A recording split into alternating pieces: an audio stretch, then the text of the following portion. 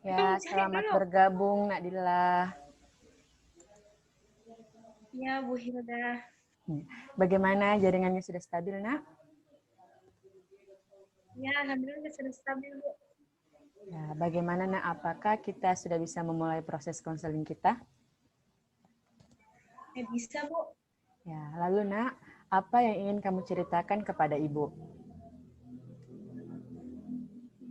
Seperti yang Ibu bisa dengar, gaya bicara saya cenderung ke daerahan. Dengan kata lain, saya membawa logat daerah saya dalam berkomunikasi, sekalipun itu menggunakan bahasa Indonesia yang baik.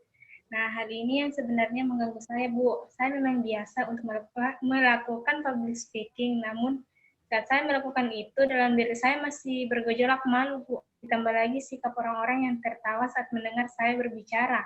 Ini yang mengakibatkan saya belum bisa maksimal dalam melakukan public speaking.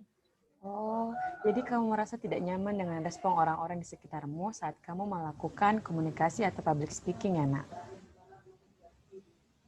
Iya, Bu. Saya merasa itu.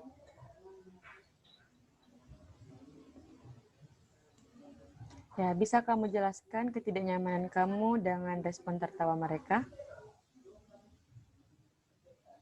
Saya merasa dipermalukan, Bu, dengan respon tertawa mereka yang seakan-akan membuli saya lewat tawa mereka. Oh, iya, iya, Nak. Lalu? Saya menyadari bahwa gaya bicara saya ke daerah, tapi harusnya mereka tertawa saat saya bicara, seakan omongan saya adalah lelucon yang patut untuk mereka tertawakan. Oh, iya, Nak. Lalu apa yang kamu rasakan ketika mereka melakukan hal itu? Ketika saya berbicara untuk menyampaikan ide atau sekedar berpidato di depan umum, dan saya mendengar ada suara orang tertawa, hal itu bisa membuat kepercayaan diri saya sedikit menurun. Konsentrasi dan fokus saya menjadi kacau. Saya bisa saja lupa dengan apa yang saya akan katakan atau sampaikan, Bu. Ya, apakah kamu pernah menanyakan kepada orang-orang yang menertawakanmu mengapa mereka bisa melakukan hal itu? Belum sih, Bu. Tapi saya yakin alasan mereka menertawakan saya saat berbicara tidak lain karena gaya bicara saya. Tapi, Nak, bukankah itu menjadi kesimpulan sepihak? Bisa saja mereka tertawa karena mereka kagum mendengar kamu menyampaikan pendapat, sedangkan mereka tidak bisa melakukan hal itu. Saya pernah berpikir mengenai hal itu, Bu, tapi saya ragu akan hal itu. Jadi, sebelumnya kamu juga berpikir bahwa bisa saja mereka menertawakanmu karena mereka juga ingin berbicara di depan umum. Dan di satu sisi, kamu berpikir bahwa mereka tertawa karena mengejekmu. Benar sekali, Bu. Tapi saya lebih yakin mereka melakukan hal itu karena mereka mengejek saya. Nah, sejauh ini yang Ibu bisa tangkap mengenai masalahmu, kamu merasakan dua hal yang berbeda ketika ada orang lain yang tertawa mendengar kamu berbicara. Dan kamu juga belum pernah mencoba menanyakan langsung kepada mereka mengapa mereka tertawa saat mendengar kamu berbicara. Bu, hal ini betul-betul membuat saya merasa tertekan. Bisa kamu jelaskan mengapa kamu merasa tertekan, Nak? Begini, Bu, mereka melakukan itu karena mereka mungkin belum pernah mendengar orang lain berbicara seperti saya. Hal ini yang membuat saya ingin memberitahukan kepada mereka. Ya, kamu ingin memberitahukan informasi apa kepada mereka, Nak? Saya ingin memberitahu mereka keragaman budaya, suku, dan bahasa yang kita miliki di Indonesia, sehingga merasa bisa lebih bersikap toleransi terhadap perbedaan ini. Ide yang sangat bagus, Nak. Ibu harap kamu bisa melakukan hal itu. Saya juga sangat berharap bisa melakukan hal itu, Bu. Kamu merasa tertekan dengan orang-orang yang tertawa karena mendengar keunikan kamu dan dalam berbicara. Seperti itu, Nak? Iya, Bu. Suara tawa itu sangat menurunkan kepercayaan diri saya, mengganggu fokus saya dalam melakukan public speaking, dan saya sangat ingin mengetahui apa sebenarnya maksud dari suara tawa itu. Nah, kamu juga merasa sangat terganggu dengan hal itu karena tidak mengetahui apa sebenarnya makna dari suara tawa itu. Nah, iya, Bu. Mungkin semua dalam sekolah ini sudah menertawakan gaya bicara saya, Bu. Saya pernah menanyakan ke salah satu teman saya apa sebenarnya yang membuat mereka tertawa saat mendengar saya berbicara. Lalu apa yang dia katakan, Nak? Dia hanya mengatakan bahwa saya unik dan gaya bicara saya lucu, sehingga mereka tertawa. Apa yang kamu pikirkan saat mendengar hal itu? Saat saya mendengar hal tersebut, saya berpikir bahwa gaya bahasa yang saya miliki itu unik, bisa menciptakan tawa kepada orang lain. Ya, ya. Terus? Ya, mungkin jika mereka menempatkan suara tawa mereka hanya saat-saat kami sedang berbicara santai atau sekedar ngobrol, membuat saya lebih nyaman. Namun suara tawa mereka saat tidak mengenal tempat dan situasi. Ya. Kamu merasa sedih dan juga kecewa akan hal itu, nak? Iya Bu, saya merasa kecewa dengan hal itu. Ya. Kamu sudah berusaha berpikir positif dengan sikap teman-temanmu, namun tetap saja kamu memperoleh respon yang tidak kamu senangi. Iya Bu, saya sebenarnya sangat ingin menjelaskan kepada mereka bahwa tidak apa-apa jika mereka ingin tertawa mendengar suara saya. Namun mereka setidaknya bisa menempatkan itu dengan benar. Karena bagi saya suara tawa saat saya sedang melakukan komunikasi, baik menyampaikan pendapat atau melakukan public speaking saat sangat mengganggu saya. Namun usaha saya untuk melakukan itu masih kurang. Mengapa kamu merasa usaha kamu itu masih kurang, nak? Ya, andai saja saya sudah memiliki keberanian untuk berbicara kepada mereka mengenai hal ini, mungkin bisa saja mereka mulai mengetahui saat-saat seperti apa yang cocok untuk tertawa saat mendengarkan saya berbicara. Kamu merasa sedih karena kamu belum memiliki keberanian untuk menjelaskan kepada teman-temanmu, nak, untuk lebih bisa melihat situasi dan kondisi yang cocok untuk tertawa. Seperti itu, nak? Iya Bu, andaikan keberanian saya untuk berbicara itu muncul, mungkin saya sudah tidak mendengar suara tawa di saat yang tidak saya senangi. Tapi seharusnya saya bisa memikirkan cara lain untuk masalah ini agar mereka bisa mengerti dengan keinginan saya. Saya tidak melarangnya untuk tertawa mendengar saya berbicara. Hanya saja saya menginginkan mereka lebih bisa mengontrol diri mereka. Oh, ya.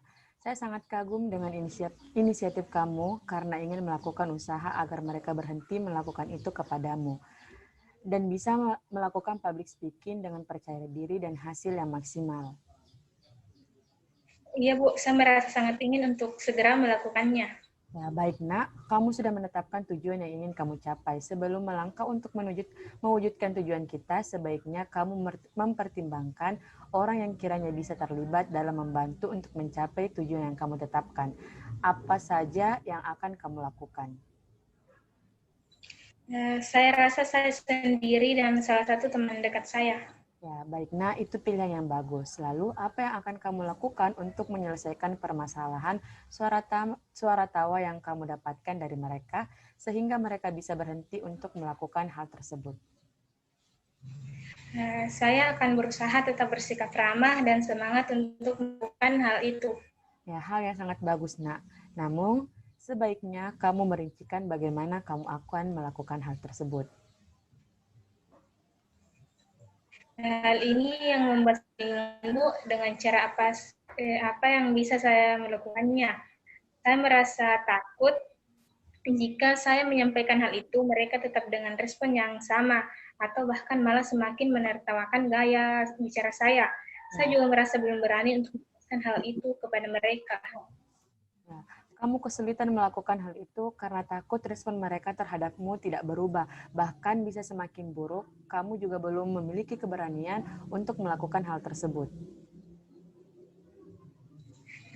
Iya Bu, mengenai keberanian mungkin saya bisa melakukan hal itu, tapi terkait respon dari teman-teman mungkin saya masih kurang percaya bisa menerima itu. Ya, nak, ibu mengerti. Di sini kamu hanya perlu untuk menyampaikan apa yang kamu inginkan dan apa yang membuatmu nyaman dengan baik. Terkait bagaimana respon mereka dengan hal yang kamu sampaikan, itu akan menjadi tolak ukur kamu nanti. Apakah sudah ada perubahan atau tidak? Oh iya Bu, Ya, lalu kapan kamu ingin mengkomunikasikan hal itu kepada teman-teman kamu? kebetulan minggu depan ada tugas membuat pidato yang bertemakan keragaman bisa menjadi kesempatan menyampaikan tujuan. Ya, bagus sekali, Nak. Lalu apa yang akan kamu capai setelah konseling ini? Saya ingin mereka bisa menerima keadaan saya yang seperti ini, bisa lebih mengontrol saat saya berbicara. Setelah saya menyampaikan kepada mereka mengenai keinginan saya, Bu. Ya, bagus sekali. Kamu telah menetapkan tujuan untuk mengatasi masalah yang kamu hadapi. Iya, Bu. Ya, begini, Nak. Ibu memiliki salah satu cara alternatif untuk bisa kamu lakukan, yaitu teknik modeling. Yaitu salah satu teknik dalam bimbingan konseling, yaitu dengan memberikan contoh teknik modeling. Terbagi menjadi dua teknik modeling secara langsung dan teknik modeling tidak langsung. Teknik modeling langsung ini digunakan untuk mengajarkan tingkah laku yang ingin dimiliki melalui contoh langsung dari saya misalnya, ataupun guru dan teman-temanmu yang lain. Untuk modeling simbolik sendiri, modelnya itu disajikan melalui media, baik video ataupun lainnya. Bagaimana menurutmu?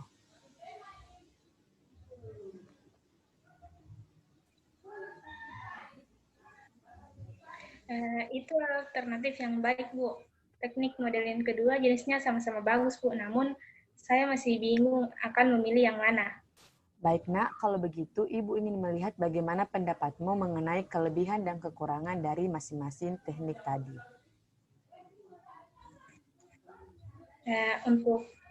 Untuk modeling langsung, saya bisa melihat secara langsung. Namun, saya bingung untuk menemukan orang yang bisa saya jadikan contoh. Sedangkan untuk modeling simbolik, saya bisa melihat orang memperagakan dalam bentuk video, yang menjadi minusnya adalah saya tidak melihatnya secara langsung. Menurut saya begitu. Ya, pendapat yang sangat bagus, Nak. Lalu, kamu memilih teknik yang mana untuk masalahmu ini? Di teknik modeling Oh, kamu memilih teknik model simbolik. Itu pilihan yang bagus, Nak. Selanjutnya, kita akan menentukan langkah-langkah program yang akan kita lakukan. Menurut kamu, Nak, langkah apa yang penting untuk kita lakukan untuk pertama kalinya?